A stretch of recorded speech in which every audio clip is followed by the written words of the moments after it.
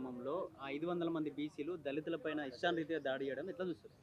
ఇది వాస్తవానికి ఒక దళితులపైన జరిగినటువంటి దాడి కాదు, మానవతావాదులపైన, ప్రపంచ శాంతి కోరేటటువంటి బుద్ధిజాన్ని ఫాలో అయ్యేటటువంటి బుద్ధిజీవుల మీద జరిగినటువంటి దాడి. అంటే ఒక కులము లేదు, మతము లేదు, ప్రాంతము లేదు అంటూ సమాజ శాంతి కోరినటువంటి, ప్రపంచ శాంతి కోరినటువంటి బుద్ధుని యొక్క ఆలోచనతో ఈ యొక్క ప్రపంచ శాంతిని కోరుతున్నటువంటి బుద్ధుని ఆలోచన విధానంతో పోయినటువంటి అక్కడ ఉన్నటువంటి దళిత సోదరుల పైన బీసీలు దాడి చేశారంటారు, కానీ ఇది బీసీల దాడి కాదండి. ఇది ఒక బీజేపీ ప్రభుత్వం చేసినటువంటి, ఒక పావులా వాడుకున్నటువంటి బీసీలను వాడుకొని ఈ యొక్క బీజేపీ ప్రభుత్వం చేసినటువంటి దాడి.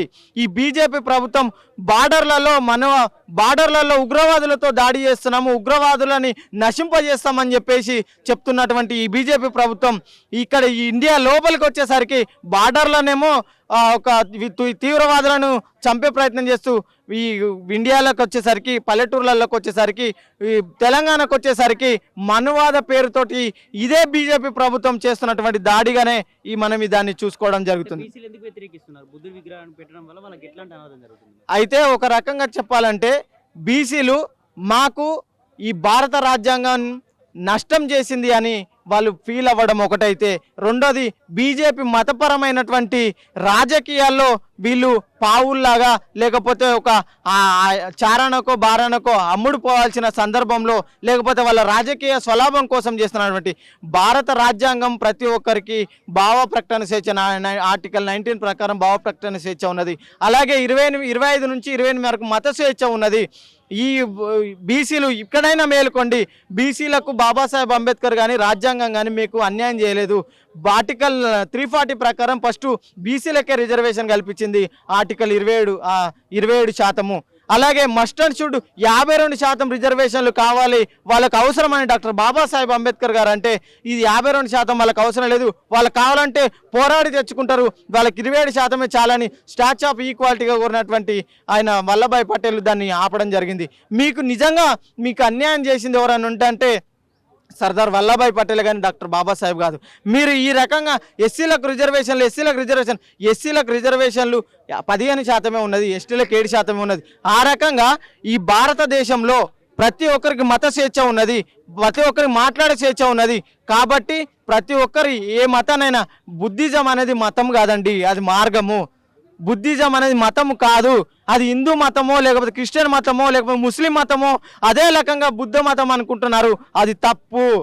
బుద్ధ మార్గము, బుద్ధుడు నేర్పినటువంటి మాటలు, బుద్ధుడు బోధించినటువంటి బోధనలు, అది సుసంపన్నమైన అభివృద్ధి చెందడం కోసము, శాంతి మార్గం కోసము బోధించినటువంటి బోధనలే బుద్ధ మార్గం, కానీ బుద్ధాన్ని మతంగా కాదు, అది అట్లా స్వీకరించడం మీ తప్పు.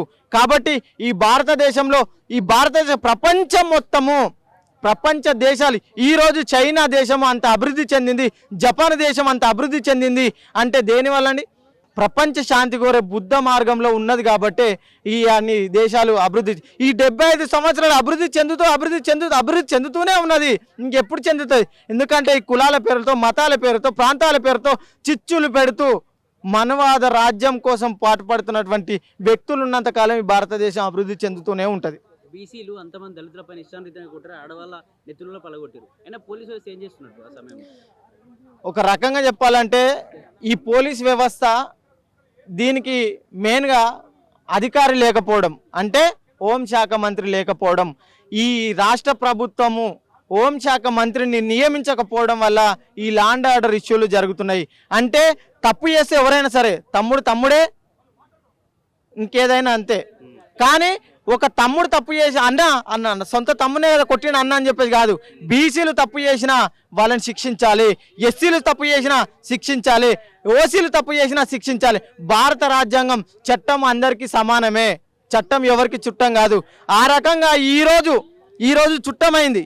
బీసీలు అయితే బీసీలు చేసినటువంటి దాడి ఉందో ఆ దాడికి చట్టం చుట్టమైంది. ఏ రకంగా అంటే అక్కడే ఉన్నటువంటి ఎమ్మెల్యే బీజేపీ పార్టీకి చెందినటువంటి ఎమ్మెల్యే కాబట్టి ఆ ఎమ్మెల్యే ఏది చెప్తే అది చేస్తున్నటువంటి పోలీసుల నిర్వాహకం. అంటే ఈరోజు చట్టం ఒకరికి చుట్టమైంది, ఇంకొకరికి చట్టము అన్యాయం చేస్తుంది. చట్టం అందరికీ న్యాయం జరగాలి, చట్టం అందరికీ సమానంగా ఉండాలంటే అక్కడ ఉన్నటువంటి పోలీస్ వ్యవస్థ లా అండ్ ఆర్డర్ని కాపాడాల్సిన బాధ్యత పోలీస్ వ్యవస్థ పైన ఉన్నది.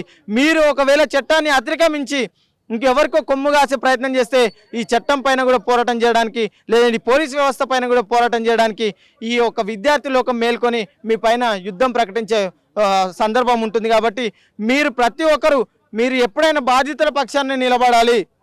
లా అండ్ ఆర్డర్ కాపాడే ప్రతి ఒక్క పోలీసు మీరు చట్టానికి లోబడే ఉండాలి, కానీ మీరు మాత్రం చట్టాన్ని అతిక్రమించినట్టయితే బాగుండదు. కాబట్టి హోంమంత్రి స్పందించాలి.